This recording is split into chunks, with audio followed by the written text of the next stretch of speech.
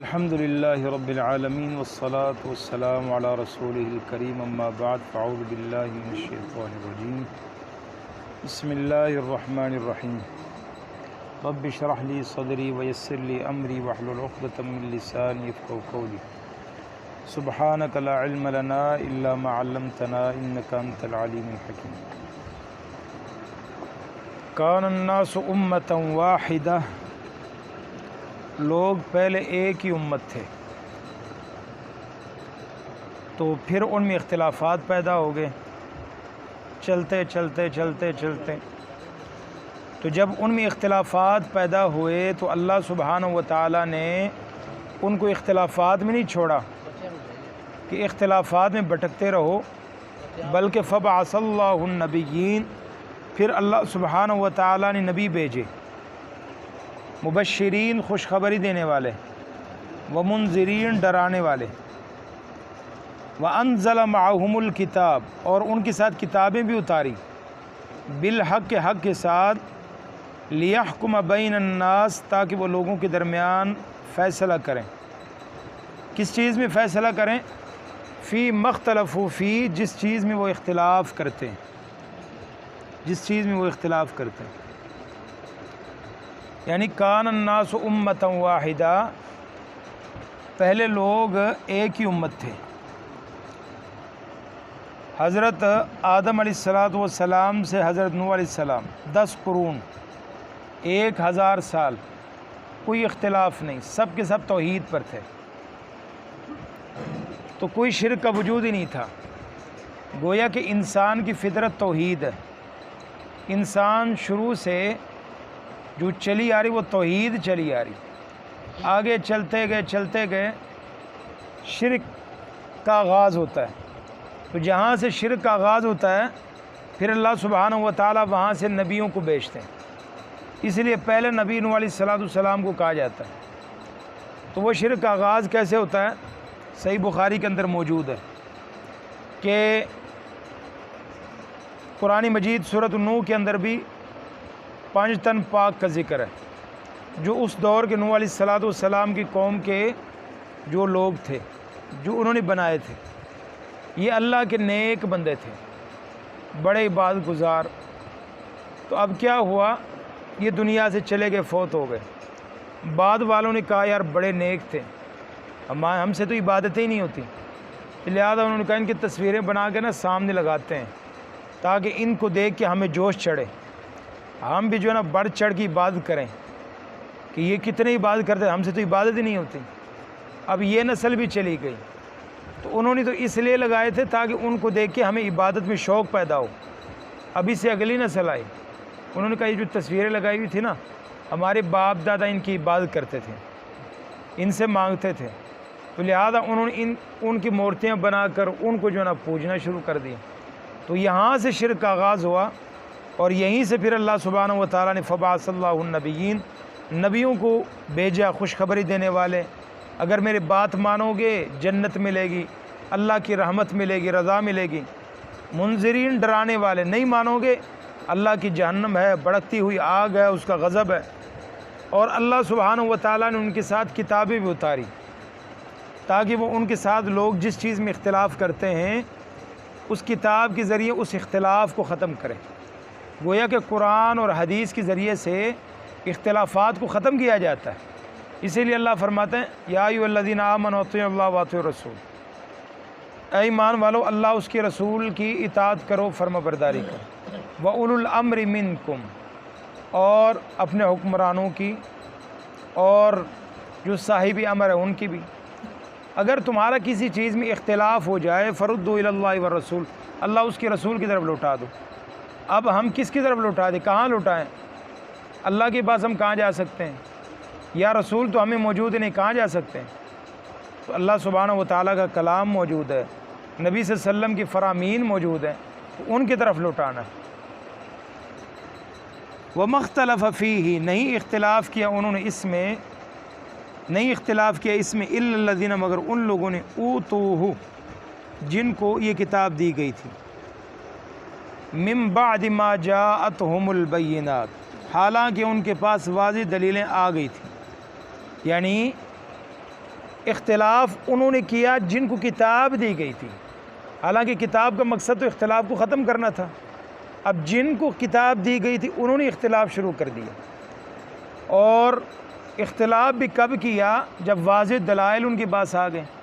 واضح دلائل آ جانے کے بعد بھی اختلاف کیا، تو پھر واضح دلائل آ جانے کے بعد اختلاف تو ختم ہونا چاہیے، پھر اختلاف پیدا کیوں ہوا؟ اختلاف کیوں ہوا؟ اللہ سبحانہ و تعالیٰ فرماتے ہیں کہ اختلاف کی بنیاد جو وجہ بنی نا، وہ یہ چیز ہے، بغیم بینہم، آپس کی حسد کی وجہ سے، آپس کی ضد کی وجہ سے، انا کی وجہ سے، کہ اگر اچھا میں نے یہ بات کہی ہے، اب اس نے یہ دلیل دی، میں اس کی بات مانوں گا تو میری کیا عزت رہے گی، میں نے اس کی مانی تو میرا کیا بنے؟ تو بغض، آپس کی حسد اور ضد کی وجہ سے اختلاف پیدا ہو گئی۔ اب حق آ گیا، اس کو پتہ ہے حق یہ ہے، لیکن مسئلہ کیا ہے؟ مسئلہ یہ ہے کہ اگر میں اس کی بات مانتا ہوں میری پھر ناک نہیں رہتی، یہی مسئلہ، اور کوئی مسئلہ۔ فہد اللہ الذین آمنوا، پھر اللہ سبحانہ و تعالیٰ نے ان لوگوں کو ہدایت دی جو ایمان لائے، لما اختلفوا فیہ، جس میں لوگوں نے اختلاف کیا، اللہ نے ایمان والوں کو راہ دکھا دیا، یہ سیدھا راستہ۔ گویا کہ جو بھی اللہ سبحانہ و تعالیٰ کے راستے کی طرف چلنا چاہے، سیدھا راستہ تلاش کرنا چاہے، تلاش کر سکتا ہے۔ اب لوگ بہانے بناتے ہیں، جی کیا کریں جی، وہ مولوی یہ کہتا ہے، یہ مولوی یہ کہتا ہے، فلاں مولوی یہ، ہمیں تو سمجھ ہی نہیں آتی۔ بہانے دیکھ کتنے بناتے ہیں، کتنے سارے دکانیں ہوتے ہیں، کتنے سارے 2 نمبر بیچتے ہیں، اور کتنے سارے لوگ جو ہے نا دودھ میں پانی ملا کے بیچتے ہیں، اور خالص دودھ ڈھونڈنے والا خالص دودھ ڈھونڈ لیتا ہے، خالص دیسی گھی ڈھونڈنے والا دیسی گھی ڈھونڈ لیتا ہے، خالص چیزیں جو ڈھونڈتا ہے دکے شکے کھا کے، ٹکڑے کھا کے، کہیں سے اس کو 2 نمبر مل جاتا ہے، تجربہ کر کے وہ اصل تک پہنچ ہی جاتا ہے۔ لیکن دین کی باری اب محنت نہیں کرتے، چھوٹے چھوٹے مسئلے ہوتے ہیں تو اتنے تحقیقات، اتنا یہ اتنا وہ، کہیں پیسے نہ ضائع ہو جائیں، کہیں یہ نہ ہو جائے۔ اور دین کے معاملے میں بس سارے ٹھیک ہے جی، بس میں نے فلانے دسے سے بھائی، تو دین کے معاملے میں ہم وہیں اڑے رہنا ہے، اور دنیا کے معاملے میں کوئی تھوڑے سے 1000 2000 سے اوپر خرچ کرنے ہو، 200 مشورے لینے ہیں، پتہ نہیں کیا کیا کرنا ہے۔ تو جب ہم ایک چیز کو اہمیت ہی نہیں دیتے تو پھر اللہ کہاں سے ہدایت دے گا؟ فہد اللہ، پس اللہ نے ہدایت دی ان لوگوں کو جو ایمان لائے، لما اختلفوا فیہ، جس میں انہوں نے اختلاف کیا تھا اس میں اللہ نے ان کو راہ دکھا دیا، من الحق کی، حق کے ساتھ، بإذنہ، اپنے حکم سے۔ تو اپنے حکم سے اس حق کا راستہ اللہ نے ان لوگوں کو دکھا دیا جو ایمان والے تھے۔ واللہ یہدی، ہدایت دیتا ہے، من یشاء، جسے چاہے، الی صراط مستقیم، صراط مستقیم کی طرف۔ تو گویا کہ اختلاف ہمیشہ حق سے انحراف کی وجہ سے ہوتا ہے، اور انحراف کا جو منبع اور وہ کیا ہوتا ہے؟ بغض و عناد۔ تو امت مسلمہ دیکھیں، شروع میں نبی صلی اللہ علیہ وسلم کے دور میں دیکھیں، صحابہ کے دور میں دیکھیں، مطلب اختلاف ہوتا تھا، کئی بار ایسے ہوا، یعنی ایک چیز کا نہیں پتہ تھا، جب مسئلہ پتہ لگ گیا فوری جی بالکل جی سمجھنا ہوتا ہے، وہ مان لیتے تھے۔ اس کے بعد کا زمانہ ہے، تب بھی ایک بندہ عمل کر رہا ہے، اس کو کسی نے دوسرا بتا دیا مسئلہ ایسے نہیں ایسے ہے، فوری مان لیتے ہیں، اچھا دلیل یہ حدیث ہے جی، یہ فلاں۔ اور جو بعد میں جو بغض و عناد آ گیا، وہ مسلک بنا کے بیٹھ گئے، نہیں ہماری اس میں تو یہ ہے، وہ قرآن آتے رہی، اس کا یہ مطلب ہے، قرآن کو بھی بدل دیا، حدیث کو بھی تعویلات کر دی ہے، اور نتیجہ کیا؟ بس سب اپنے دکانیں کھول کے بیٹھ گئے۔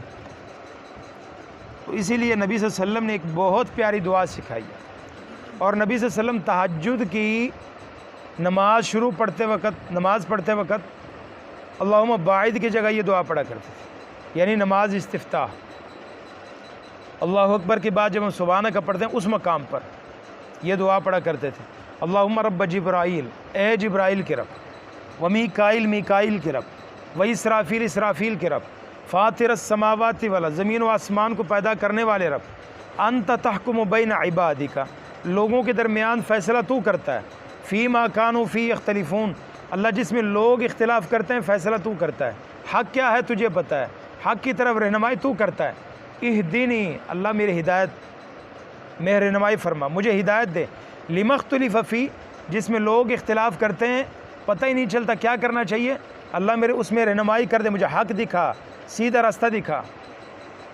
فیہ من الحق باذنہ، حق کے ساتھ، اپنے فضل اپنے کرم کے ساتھ اللہ مجھے سیدھا راستہ دکھا۔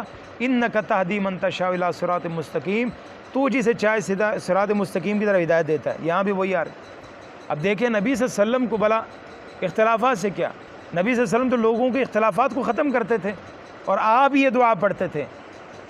اس کا مطلب کیا ہے؟ اس کا مطلب یہ ہے کہ آپ صلی اللہ علیہ وسلم نے ہمیں اپنی امت کو یہ دعا دی ہے، تلقین کی ہے کہ تم اپنے صحابہ کو بھی فرمایا تھا کہ میرے بات دیکھو کہ فَسَيَرَا اختلافاً کثیر، تمہیں بہت اختلافات نظر آئیں گے، تو اختلافات سے بچنے کا حل کیا ہے؟